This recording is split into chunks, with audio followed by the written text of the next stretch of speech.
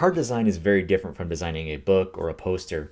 Each card must stand on its own as a single unit of information, but it's always presented in the context of the whole deck, and that deck must contain certain elements that are presented in a reliable structure. You want to keep the whole deck's information organized and easy to reference, but it must also be flexible enough to accommodate your entire array of information. The first step I take in designing cards is identifying constants and variables. Constants are the permanent parts of your card design that won't change throughout the deck. Usually these are more structural elements like the position of icons, the maximum size of text blocks, the orientation of the card as a whole. Sometimes if you're designing a very basic set of cards, background art or frames can be constants as well, since they won't change from card to card. Variables are the changes that occur from card to card within the parameters that are set by the constants. What art appears in the center of the frame, what text appears in that text block, those are the variables.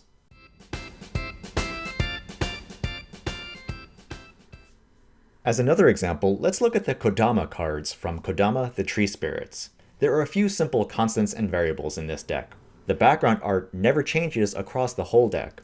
The text block at the bottom of the card has enough room for several lines of text, but it's narrow enough not to overlap the leafy border. Most of the space on the card is reserved for the Kodama character art. The art files for these Kodama characters have transparent backgrounds, so they can be seamlessly laid over the background art as separate layers.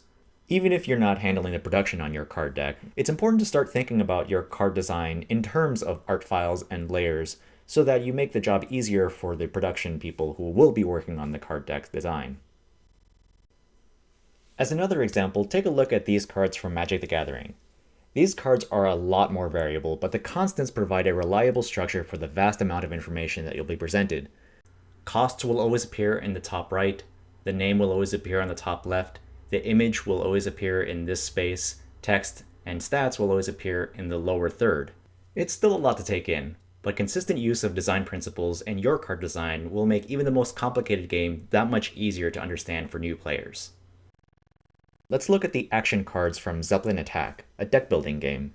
I actually did the graphic design on this game, so I can talk about it from experience. Not only did these cards have the basic elements of most card games like titles and art, but they also needed space for various categorical icons, costs, they had variable frames, color-coded backgrounds, standard effects, and conditional effects in the text block. Despite all of this variability, the information remains reliably positioned across the whole deck. Those are the constants. Even with Zeppelin cards being oriented horizontally, I kept the same corner unit of information on the top left of the card. As a note to all the card game designers out there who don't intend to actually design their own cards in terms of graphic design, it can still be useful to use spreadsheets to organize the information that's across your entire card deck using constants and variables in the way that we've described so far. When you're making a spreadsheet, use each column to represent one of the constant things that will be across your entire deck. And each row will represent one card. The cells where the rows and the columns intersect will be filled with the actual information that's on the card itself. For the time being, all you would do is insert text because you don't intend to actually do any graphic design, but eventually those would be replaced with actual image file names. We'll go into more detail in a future episode about how that works. For now, let's see an example of how this would actually translate into a real card design. As you can see, there's a lot of information here on this card. Presumably, this would all be variable to some extent. The numbers would change, the names would change, the text would change from card to card. But it's very easy to organize that for you as a game designer and also for your future production artist to keep things straight. So compare this to the spreadsheet on the right, and you can see, for example, that we have a constant called title. And on this card, that space is filled in with the name Antonia the Shredder. The next three columns on the spreadsheet are labeled Attack, Defense, and Magic, and they correspond to those three numbers that you see on the top left corner of the card.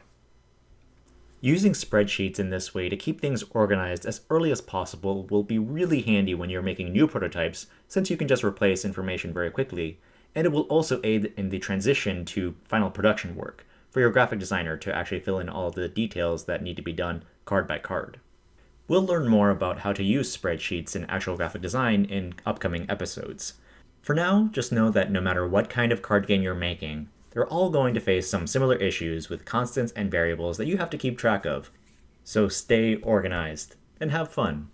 I hope you've enjoyed this lesson so far. The rest of the series is going to be a little bit shorter in terms of episode length, and it's going to be going straight to the computer. So if you don't have InDesign yet, go ahead and get it now. Get a free trial if you can.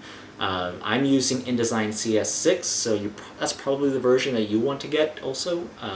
But I'm sure any of the features that I talk about are going to be basic enough that even earlier versions are going to be applicable.